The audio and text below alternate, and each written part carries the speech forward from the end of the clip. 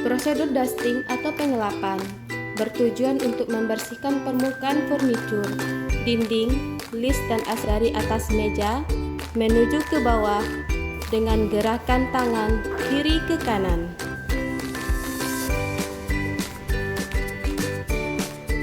Setelah mendusting meja, kembalikan barang-barang ke posisi semula sebelum dipindahkan. Pastikan meja sudah bersih dan tidak ada debu. Lakukan sisi lain dari kain tersebut ketika telah selesai pada bagian meja tersebut. Pada sisi bagian samping meja, lakukan dusting dari atas ke bawah dan dari kiri ke dalam. Lap bagian laci meja jika ada berkas di atas meja. Angkat berkas tersebut lalu lap laci seperti biasa. Prosedur sweeping atau menyapu bertujuan untuk membersihkan permukaan lantai keras, kering dan luas dari debu dan kotoran lepas. Letakkan warning sign di tempat yang terlihat atau pintu masuk ruangan. Gulung doormat atau keset terlebih dahulu jika area sweeping ada doormat. Ambil, lalu letakkan dekat dengan trolei cleaning service.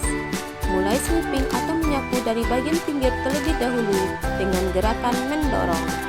Injak bagian ujung daster, lalu goyang-goyangkan daster agar debu atau kotoran yang menempel berjatuhan. Bersihkan kotoran dengan bram dan daster, lalu buang ke tempat sampah.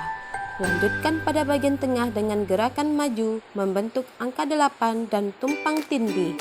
Injak bagian ujung daster, lalu goyang-goyangkan daster agar debu atau kotoran yang menempel berjatuhan. Bersihkan kotoran dengan bram dan dustpan, lalu buang ke tempat sampah. Kembalikan doormat ke posisi semula, lalu ambil warning sign ketika semua telah selesai. Kembalikan semua peralatan di tempat yang sudah ditentukan.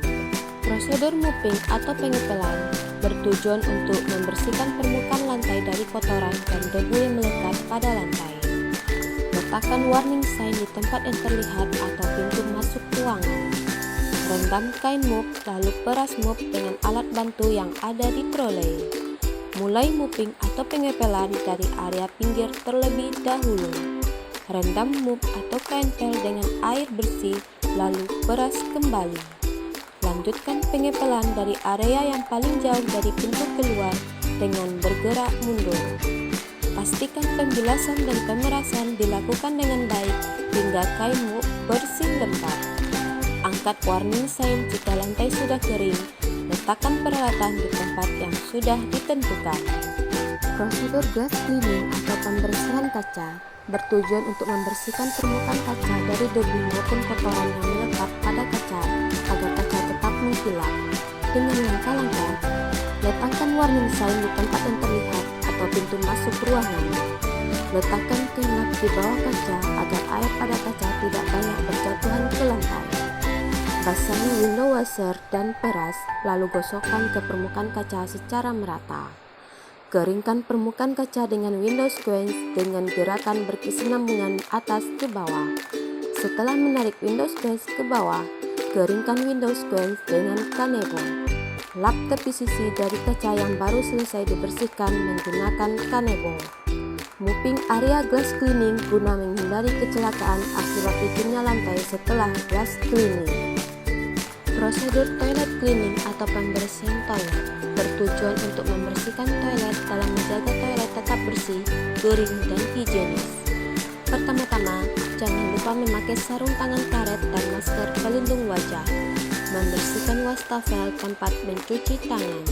Membersihkan cermin dan kaca menggunakan window squeeze dan kanebo. Semprotkan larutan kimia ke dalam kloset. Sikat menggunakan sikat toilet atau toilet bowl brush.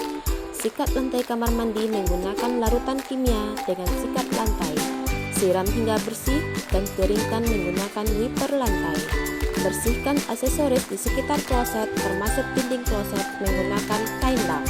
Pel lantai kamar mandi secara keseluruhan menggunakan larutan kimia agar lantai kamar mandi terlihat bersih dan wangi.